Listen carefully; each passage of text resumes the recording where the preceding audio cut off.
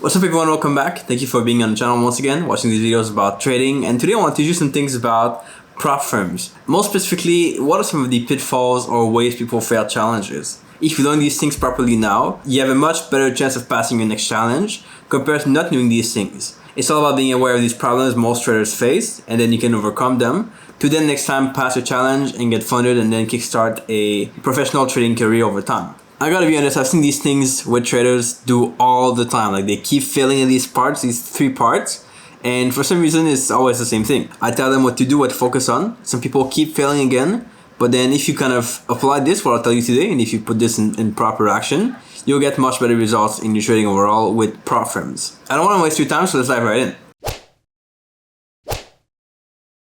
First pitfall of prop firm challenges in funded trading is not understanding the risk per trade. Now you'd be surprised how most people have no clue how much is the risk on a challenge. This is something you should do before you take on your challenge with the prop firm. You should know exactly how much you're going to risk per trade, what your plan's going to be. Like you have a trading plan, like a trading strategy, but you also got to have a risk management strategy on top of that. You got to have both, where you know how much you're going to risk depending on how much time is left in your challenge.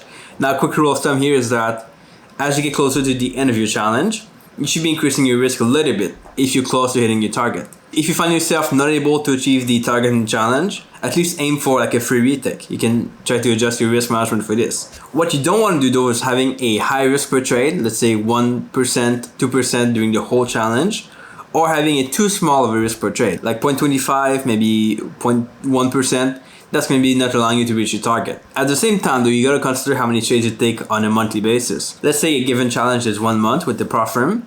You got to be able to take enough trades in that month to hit the target, right?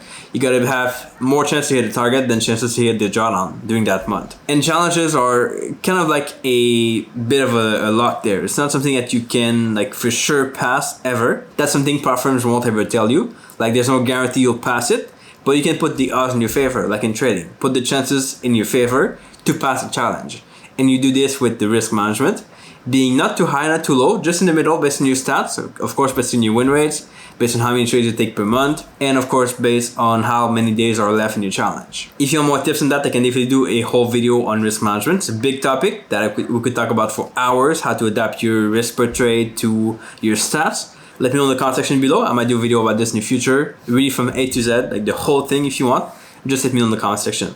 Okay, the second one, this is the worst. I see traders do this all the time. They get into the challenge, they have their first good week, then they hit like a small drawdown, just a couple of losing trades, very normal stuff, but then they switch strategies to be able to recover from that. They say, oh, the strategy here sucks, I'm not going to be able to pass my challenge with this, let me jump to this other thing here instead. And that is, of course, a recipe for disaster. Why?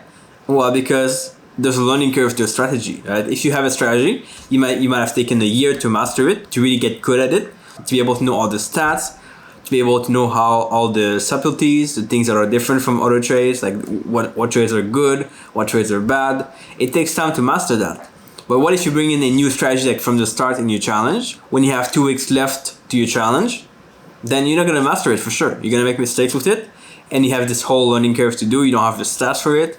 You don't know how much you can risk per trade with it, and that makes the whole thing a lot more confusing. If you find yourself, this is my rule of thumb, if you find yourself in a challenge and for some reason you cannot pass it, like you have a strategy you have now that won't allow you to pass it for whatever reason, and you didn't like see this beforehand, at least aim for like the free retake. Don't aim for the profit, it does matter. Aim for being positive at least.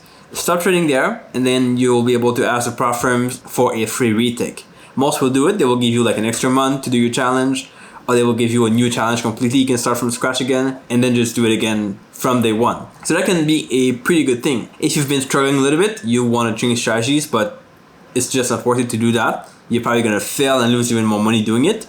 Then just aim for the free retake. But the goal here, the ideal scenario, is really to start a challenge with one strategy you know, you master, you understand the stats behind it, and then you keep doing that same thing, the same process until the end of your challenge, until everything is done.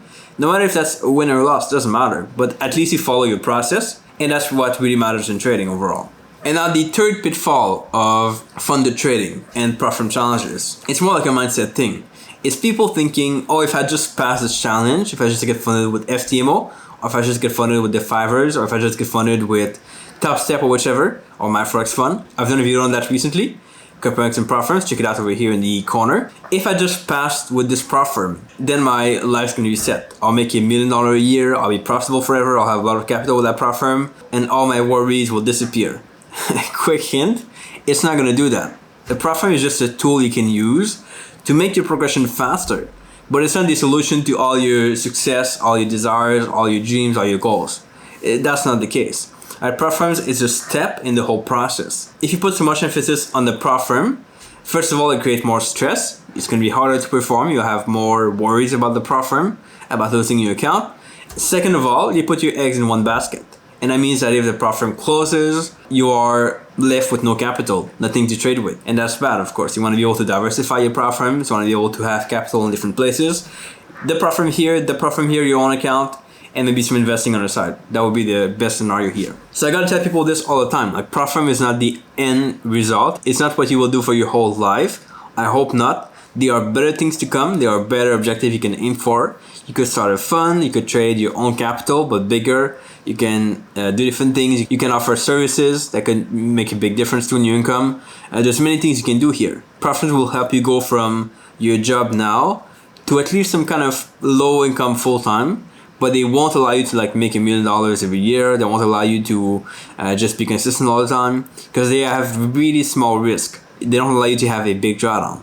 And that means they won't allow you to have a decent or a big profit. You gotta be very careful with your funded accounts. So my philosophy is learn trading, master the right skills, go for being a master at your strategy and understanding everything about it. Then get funded by a prop firm to be able to go from your capital right now to bigger capital, to being able to go from a small income to a decent income. Then once you're good with that, reinvest most of your profits into your own account so that you're able to control the trades and you're able to trade yourself after, eventually.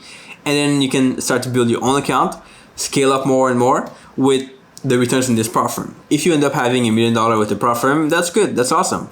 But the goal here is really to be able to be in control, which is only going to happen if it's your own capital and it's in your own account. Now, you can have different goals, but if you want freedom, that's what I would aim for, to be able to be responsible for your own capital and your own gain, and really having your own empire, not having to rely on any prop firm out there.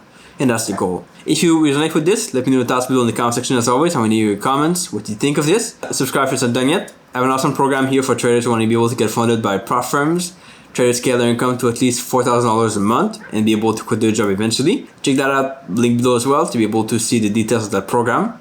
And I'll catch you back here in the next video pretty soon. Ciao.